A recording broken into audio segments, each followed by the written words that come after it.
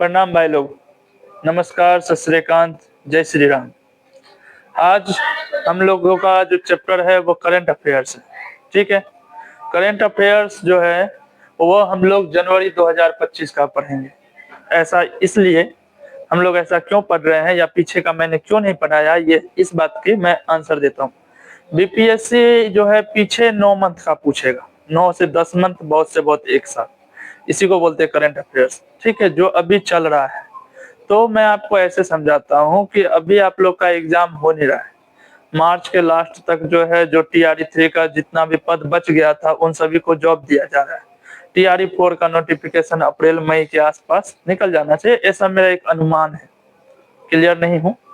अब भारत सरकार, बिहार सरकार जब निकालना चाहे तब बीपीएससी का फॉर्म निकलेगा। ठीक है, ये बातें। अब जो है, अगर मान लीजिए आपका एग्जाम जून जुलाई तक हो जाता है, जुलाई लास्ट तक मेरा अंदाज है कि हो जाना चाहिए, अगस्त भी हो सकता है। तो जुलाई तक अगर आपका एग्जाम होता है तो जुलाई से 9 महीना जोड़ेंगे हम लोग। ठीक है, जनवरी, फरवरी, मार्च, अप्रैल, मई, जून, जुलाई, 7 महीना इधर हो गया। दिसंबर हो गया 1, 8। ठीक है, नवंबर हो गया 9, अक्टूबर हो गया 10। यानी अक्टूबर से लेके अभी तक जितना हुआ उन सभी चीजों को पढ़ ले, तो इस तरह हम लोग जुलाई का एग्जाम क्रॉस कर जाएंगे, पास कर जाएंगे। ठीक है, अब एक और लाइन है कि जुलाई तक एग्जाम होगा तब मैं ऐसे करूंगा। ठीक है, अभी मैं जनवरी 2025 इसलिए पढ़ा रहा हूँ क्योंकि आप करंट चलते चलिए। ठीक है, जुलाई तक जो है करंट चलेंगे, उसके बाद लगेगा जब कि जुलाई में अब एग्जाम आने वाला है तो मैं एक सार बनाऊंगा, मैराथन बनाऊंगा, जिसमें कि करंट अफेयर्स का जितना पढ़ाया हूँ उन सभी को एक से 2 वीडियो में कवर कर लूंगा। ठीक है, इस तरह से। तो अभी हम लोग केवल जनवरी 2025 पढ़ रहे हैं और जो है इसी प्रकार हम लोग आगे बढ़ते चले जाएंगे। 4 से 5 वीडियो में जनवरी 2025 जो है मैं खत्म कर दूंगा। ठीक है, 5 या 6 भी हो सकता है। तो लेक्चर वाइज हम लोग पढ़ेंगे। आपको free notes, free PDF question set, ठीक है, प्रैक्टिस सेट, ये सब मैं देता रहूंगा। जैसे कि मैंने अभी कुछ समय पहले पॉलिटी का एक वीडियो डाला है जिसमें कि मैंने प्रैक्टिस सेट दिया है। ठीक है, आप उसको बना के आएंगे, उसके बाद मैं उसका आंसर शीट दूंगा। अब मैं बात को खत्म करता हूँ। आज जो है हम लोग जनवरी 2025 करंट अफेयर्स पढ़ेंगे। ठीक है, मैं पहला क्वेश्चन यहाँ लिखता हूँ। ठीक है, चलिए, चलो इस सवाल को हम लोग देखते हैं। ठीक है, देखो लिखा हुआ है जनवरी 2025 में, मैं पढ़ा भी रहा हूँ जनवरी 2025। ठीक है, जनवरी 2025 में किनको मरणोपरांत, मरणोपरांत का मतलब होता है जो व्यक्ति मर गए हैं उनके बारे में पूछ रहा है। ठीक है, मरणोपरांत जो मर चुके होते हैं वो कला के क्षेत्र में, कला के क्षेत्र में पद्म पुरस्कार, ठीक है, पद्म पुरस्कार मैं बता दूंगा क्या होता है, से सम्मानित किया गया है। ठीक है, पद्म पुरस्कार से सम्मानित किया गया है।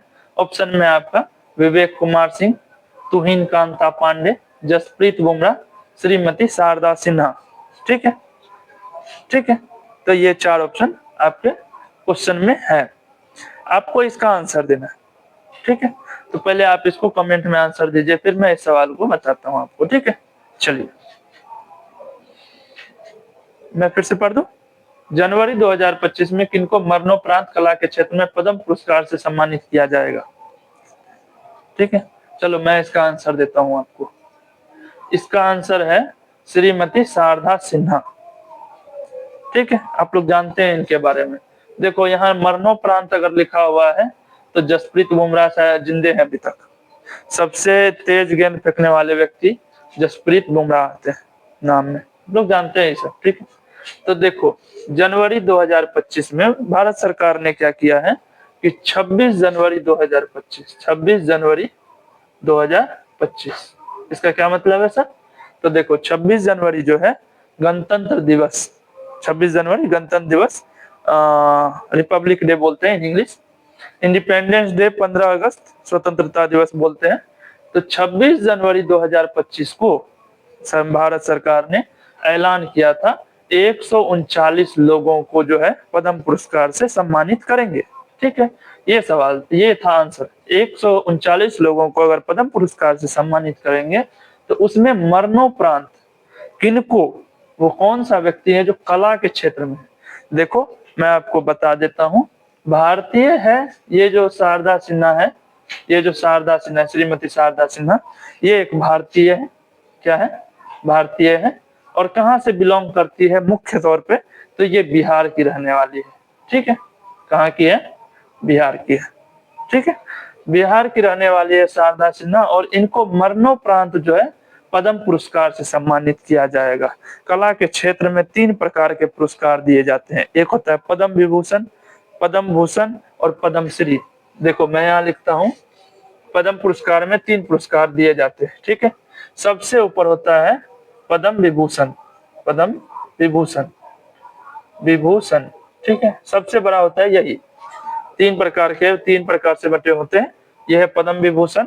उससे छोटा होता है पद्म भूषण, पद्म भूषण, और उससे भी छोटा होता है पद्म श्री। ठीक है, तो अभी तक मैंने देखा एक पद्म विभूषण, दूसरा है पद्म भूषण, पद्म भूषण, और तीसरा कौन सा है? पद्म श्री। यह सबसे छोटा होता है पद्म पुरस्कार में। ठीक है, सबसे बड़ा होता है पद्म विभूषण, दूसरा होता है पद्म भूषण, और तीसरा पद्म श्री। आप लोग समझ गए, क्रम वाइज मैंने लिख दिया है। तो मरणोपरांत यानी इन सब में जो मर गई है, मर गया है, तो शारदा सिन्हा, बहुत दुख की बात है कि शारदा सिन्हा बिहार की नहीं थी और उनका देहांत हो गया था। ठीक है, तो कला के क्षेत्र में भारतीय है और बिहार से बिलोंग भी करती है। ठीक है, भारतीय लोक और शास्त्रीय गायिका है। ठीक है, शारदा सिन्हा कौन है? यहाँ लिख देता हूं, शारदा सिन्हा जो है वो क्या है? सिन्हा क्या है? भारतीय लोक, भारतीय लोक, भारतीय लोक और शास्त्रीय गायिका, और शास्त्रीय, शास्त्रीय गायिका। ठीक है, गायिका। ठीक है, शारदा सिन्हा कौन है? भारतीय है, बिहार की निवासी है, हम लोग के बिहार की, लोक और शास्त्रीय गायिका है, मतलब थी। ठीक है, अब उनका देहांत हो गया है इसलिए। ठीक है, और 1-2 बातें हम लोग शारदा सिन्हा के बारे में याद रखेंगे। देखो ये बिहार से बिलोंग करती है, बीपीएससी बिहार में पूछा जाता है, बिहार पब्लिक कमीशन है, सर्विस कमीशन है। तो मैं आपको बता देता हूँ कि शारदा सिन्हा अगर बिहार से बिलोंग करती है तो शारदा सिन्हा के बारे में पूछने की उम्मीद है, इसलिए मैं शारदा सिन्हा के बारे में थोड़ा डिटेल जा रहा हूँ। ठीक है, तो मरणोपरांत जो है शारदा सिन्हा को कला के क्षेत्र में पुरस्कार से सम्मानित किया जाएगा। ये जनवरी 2025 में 26 जनवरी यानी गणतंत्र दिवस के शुभ अवसर पर ऐसा बोला गया है। ठीक है, 139 लोगों को पद्म पुरस्कार, 139 लोगों को पद्म पुरस्कार से सम्मानित किया जाएगा। भारतीय है, बिहार की निवासी है, और कला के क्षेत्र में, कौन से कला के क्षेत्र में? तो लोक और शास्त्रीय गायिका है। कौन है? शारदा सिन्हा। ठीक है, अब 1-2 बातें और हम लोग जान जाते हैं शारदा सिन्हा के बारे में। देखो शारदा सिन्हा को जो है कोकिला, कौन सी कोकिला? बिहार कोकिला। ठीक है, मैं यहाँ लिख देता हूँ, बिहार कोकिला के नाम से जानता है, बिहार कोकिला। आप लोग जानते हैं कोयल को संस्कृत में कोकिला बोलते हैं, यानी बिहार की कोयल, जो बिहार कोयल जो गाती है।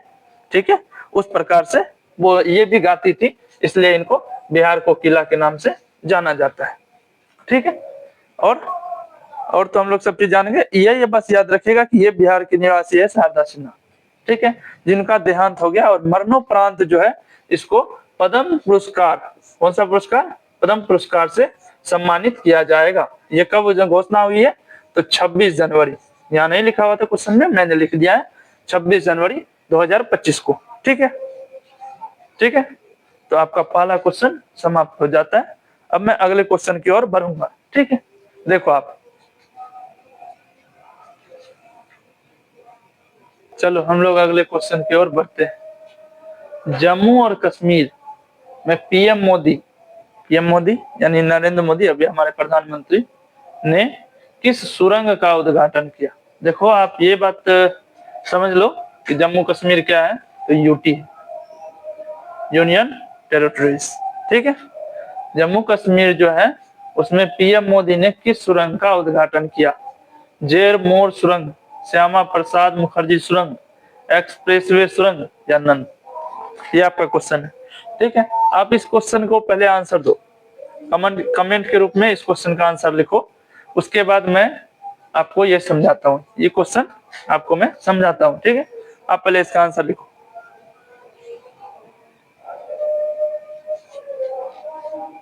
ठीक है, ठीक है, चलो मैं बताता हूँ। देखो, जम्मू और कश्मीर में पीएम मोदी, ठीक है, जम्मू कश्मीर क्या है तो केंद्र शासित प्रदेश है, उसमें पीएम मोदी ने किस सुरंग का उद्घाटन किया? श्यामा प्रसाद मुखर्जी सुरंग बहुत समय पहले हो गया है, जेरमोर सुरंग और एक्सप्रेस सुरंग, दो ही हो सकता है। ठीक है, इसका आंसर है जेरमोर सुरंग। ठीक है, तो हम लोग जानेंगे इसके बारे में। पीएम मोदी जो है श्रीनगर, कौन सा नगर? श्रीनगर, श्रीनगर से लेह, श्रीनगर से लेह राष्ट्रीय राजमार्ग पर स्थित है। कहाँ स्थित है? राष्ट्रीय राजमार्ग पर स्थित है, स्थित है। फिर से देखो, यह कहाँ बनाया गया है तो राष्ट्रीय राजमार्ग पर है। ठीक है, जो श्रीनगर में है, हाँ श्रीनगर लेह में, पूरा बोल दिए, श्रीनगर लेह में राष्ट्रीय राजमार्ग पर स्थित है।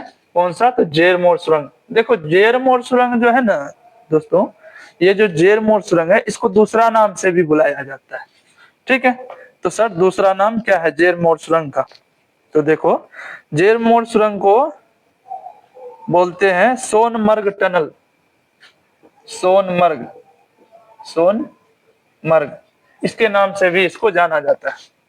ठीक है, ठीक है, तो फिर से मैं बताता हूं, जम्मू कश्मीर जो कि केंद्र शासित प्रदेश यूटी है हमारा, उसमें पीएम मोदी ने किस सुरंग का उद्घाटन किया है?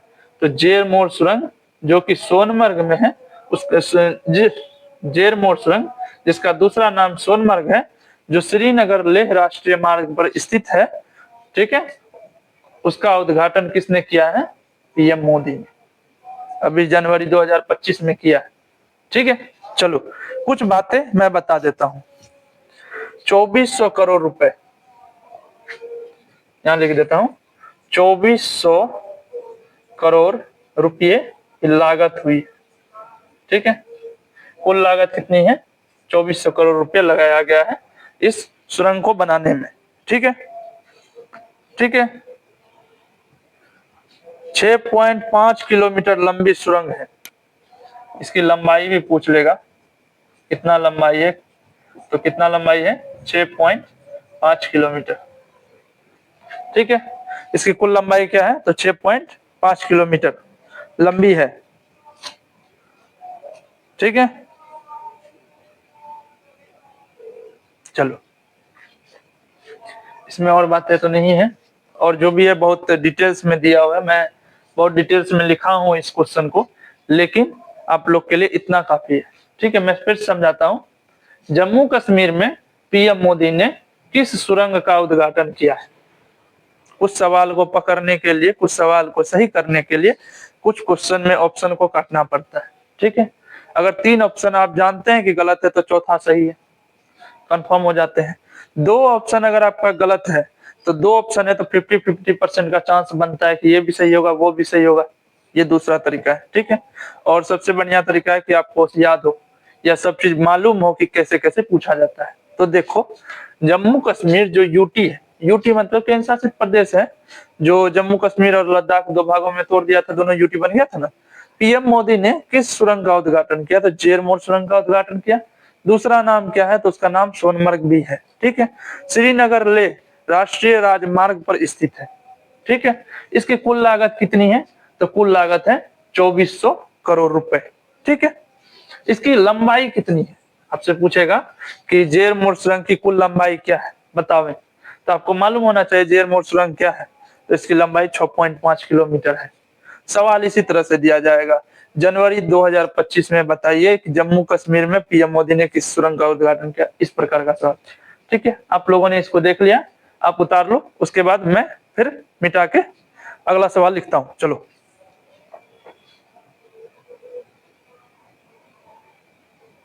सवाल आपके बोर्ड पे ध्यान से देखिए, जनवरी 2025 में किनको मेजर ध्यानचंद खेल, आप लोग जानते हैं इसके बारे में, से सम्मानित किया गया है?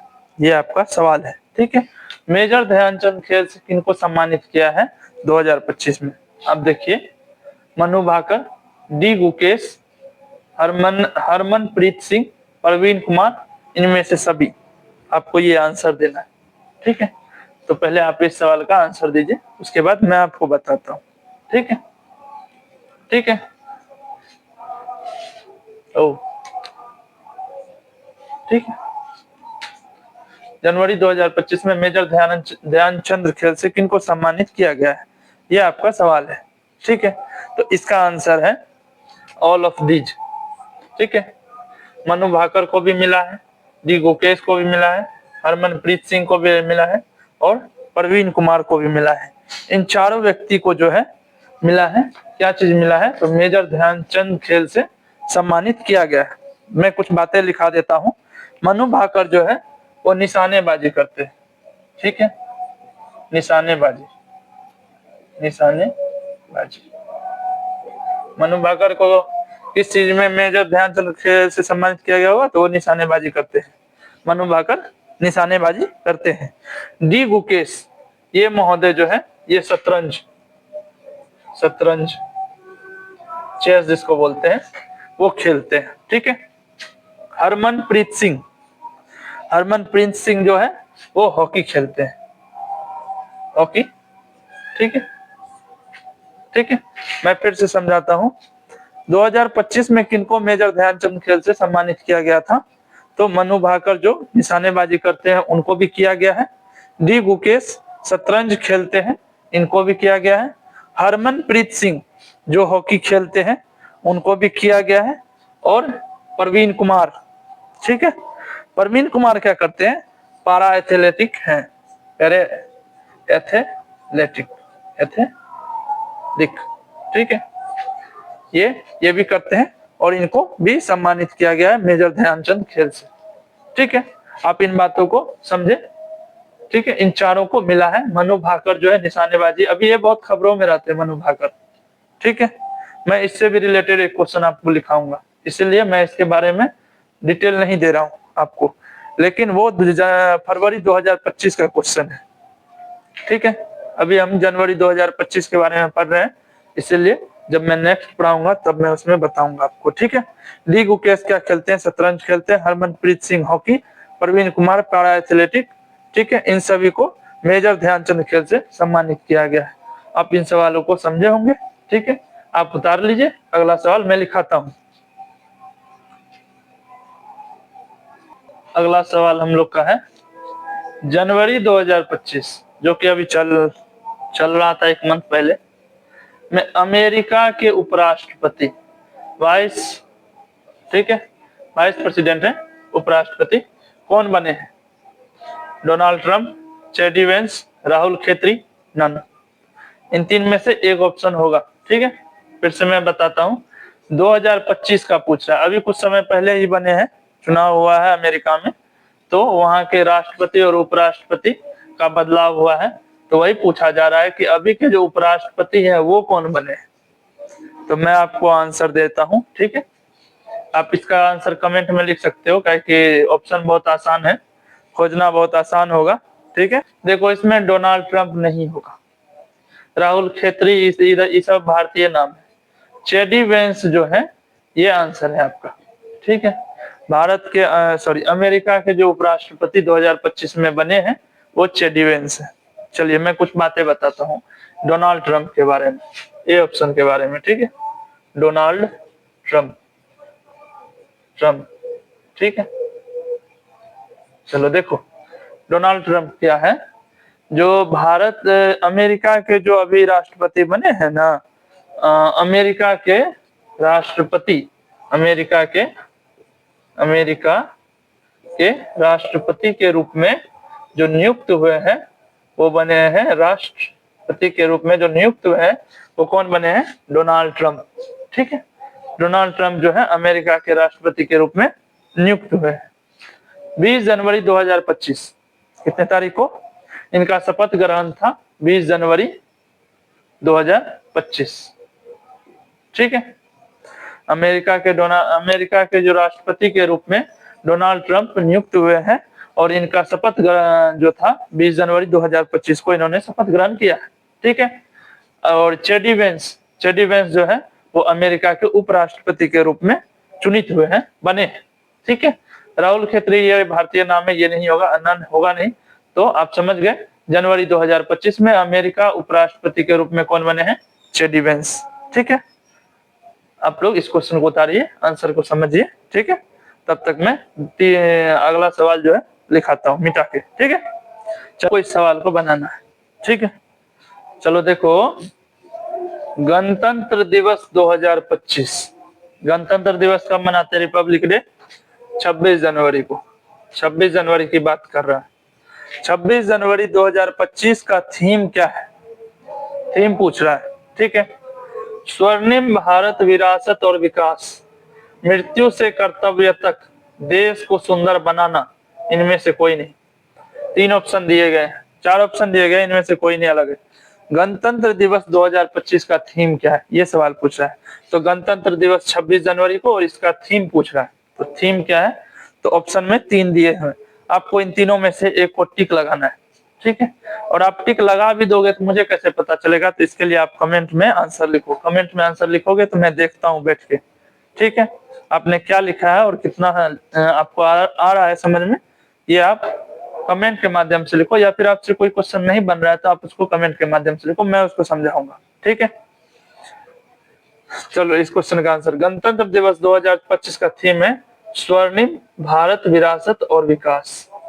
ठीक है। भारत, विरासत और विकास। फिर से मैं बताता हूँ, गणतंत्र दिवस 26 जनवरी को मनाते हैं। देखो कंफ्यूज मत होना, अगर स्वतंत्रता दिवस 2025 का थीम पूछ ले तो वो अलग हो जाएगा।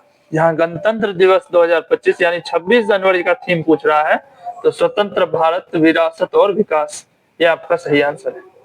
ठीक है। ठीक है। ये नहीं होगा, ये भी नहीं होगा। ये जो है ना, ये मोटो किसका है? बीएसएफ का है, वो शायद। ठीक है। लेकिन इसका जो यही है, स्वर्णिम भारत, विरासत और विकास, ये आपका आंसर है। ठीक है। चलो देखो आप,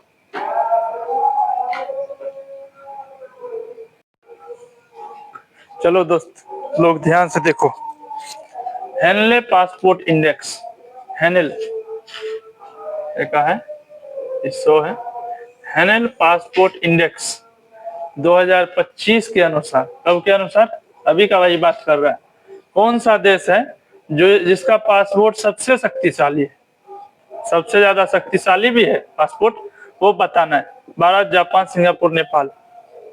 कौन सा ऐसा देश है जिसका हेनेल पासपोर्ट इंडेक्स बताता है 2025 की वो कौन सा देश है जिसका पासपोर्ट सबसे ज्यादा शक्तिशाली है? ठीक है। आपको ये सवाल बताना है। ऑप्शन में दिया हुआ है भारत, जापान, सिंगापुर और नेपाल। ठीक है। तो चलो इस क्वेश्चन का आंसर आप लोग दो, फिर मैं इस क्वेश्चन का आंसर देता हूं आपको। ठीक है। चलो बनाओ आप लोग।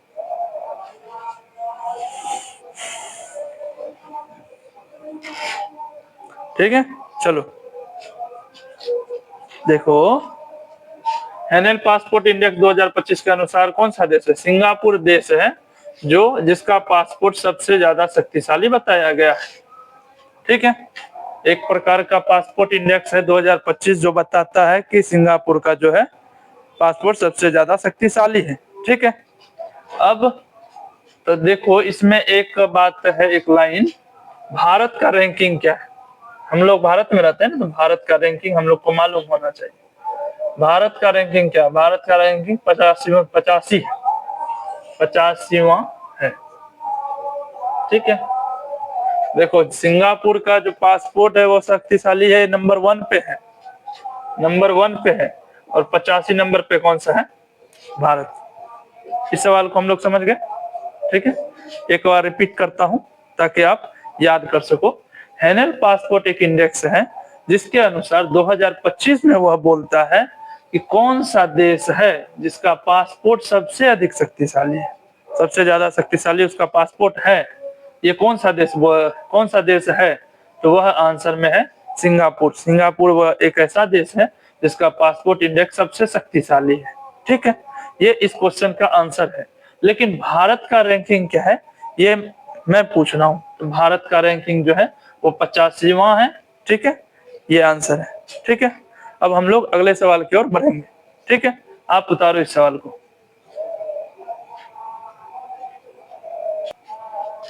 चलिए हम लोग अगले सवाल की ओर बढ़ चुके हैं, ध्यान से देखिए।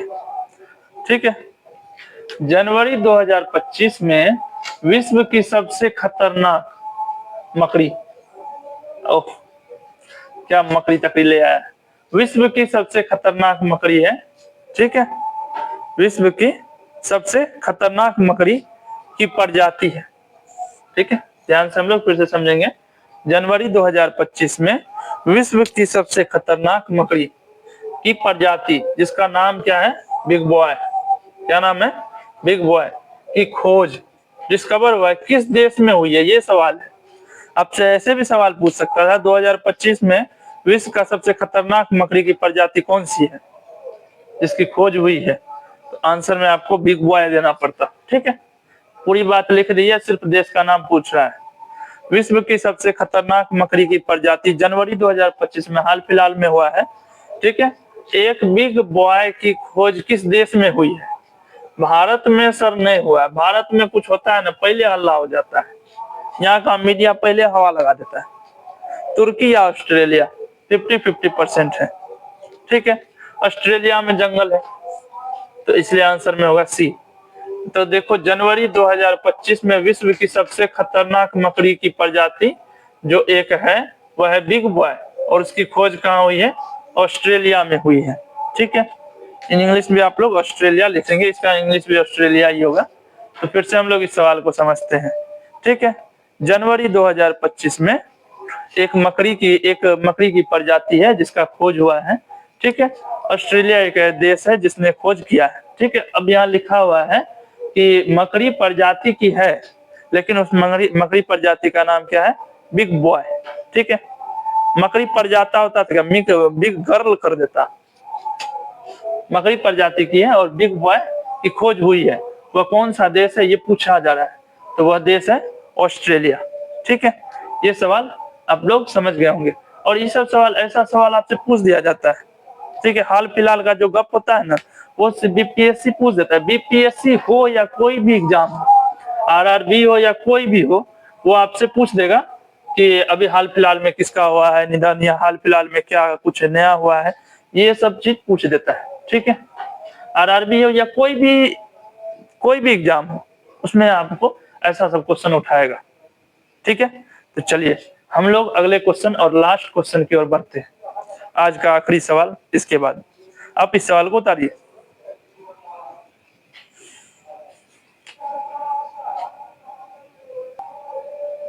चलिए आज का आखिरी सवाल है हमारा, ध्यान से देखेंगे। ये आज का आखिरी सवाल है, लास्ट क्वेश्चन। ठीक है, लास्ट क्वेश्चन देखिए, राष्ट्रीय युवा दिवस 2025 12 जनवरी को मनाया गया है। कब मनाया गया है, 12 जनवरी को। ठीक है, हम लोग जानते हैं राष्ट्रीय युवा दिवस 12 जनवरी को मनाते हैं। 2025 में भी 12 जनवरी को मनाया गया है। इसका थीम पूछ रहा है, थीम क्या है, देखो ऑप्शन में दिया है राष्ट्रीय निर्माण के लिए युवा सशक्तिकरण। ठीक है, युवाओं को प्रेरित करना, युवाओं को आगे बढ़ावा देना, तीनों ऑप्शन दिया गया है। ठीक है, तीनों युवा से ही रिलेटेड है। इसमें युवा सशक्तिकरण है, इसमें युवा को प्रेरित करना है, इसमें युवाओं को आगे बढ़ाना है। हम लोग कुछ बातों को समझ लेते हैं। ठीक है, देखो आप इसका कोई आंसर ABCD करके ऑप्शन में सॉरी कमेंट में आप ABCD करके दे सकते हो, मैं समझ जाऊंगा। ठीक है, देखो राष्ट्रीय युवा दिवस जो है इसको मनाते हैं कब, यहाँ लिखा हुआ है राष्ट्रीय युवा दिवस जो है 12 जनवरी को मनाते हैं। क्यों मनाते हैं, कारण क्या है, तो देखो राष्ट्रीय युवा दिवस मनाने का कारण है स्वामी विवेकानंद, स्वामी विवेकानंद, विवेकानंद जी का जन्म, नंद जी का जन्म। ठीक है, स्वामी विवेकानंद जी का जन्म कब हुआ था, 12 जनवरी को, 12 जनवरी को हुआ था। इसलिए राष्ट्रीय युवा दिवस के रूप में हम लोग हमेशा याद रखें, इसलिए राष्ट्रीय युवा दिवस के रूप में मनाते हैं। लेकिन 2025 जो अभी हुआ है, इसमें भी 12 जनवरी को यह मनाया गया है, ऐसा ये बोल रहा है। तो इसका थीम पूछ रहा है, थीम क्या है? ऑप्शन में आपको दिया है, राष्ट्रीय निर्माण के लिए युवा सशक्तिकरण, युवाओं को आगे प्रेरित करना, युवाओं को आगे बढ़ावा देना, इनमें से कोई नहीं। थीम कुछ भी हो सकती है। तो इस साल का जो थीम है वो है राष्ट्रीय निर्माण के लिए युवा सशक्तिकरण। ठीक है, राष्ट्रीय निर्माण के लिए युवा सशक्तिकरण। ठीक है, चलिए आज का लास्ट क्वेश्चन था, मैंने आपको समझा दिया कि राष्ट्रीय युवा दिवस 12 जनवरी को जो मनाया गया उसका थीम है राष्ट्रीय निर्माण के लिए युवा सशक्तिकरण। क्यों मनाते हैं राष्ट्रीय युवा दिवस? तो स्वामी विवेकानंद जी का जन्म हुआ था, इसलिए हम लोग राष्ट्रीय दिवस मनाते हैं। ठीक है, हम लोग कुछ और बातों को भी समझ लेते हैं। ठीक है, स्वामी विवेकानंद महानतम दार्शनिक और आध्यात्मिक व्यक्ति थे। महानतम दार्शनिक भी थे और आध्यात्मिक व्यक्ति भी थे स्वामी विवेकानंद। लेकिन हमारा क्वेश्चन थीम पे था, इसलिए मैंने ये ऑप्शन टिक लगाया है और ये आपका आंसर है। समझ गए? और अगर आपको यह क्वेश्चन अच्छी लगे, अगर आपको यह वीडियो अच्छी लगे तो लेट्स डू को सब्सक्राइब करें, कमेंट करें, शेयर करें। ठीक है, हिंदी इंग्लिश माध्यम में आपको मिलता है। ठीक है, और अब मैं विदा लेना चाहता हूँ। धन्यवाद।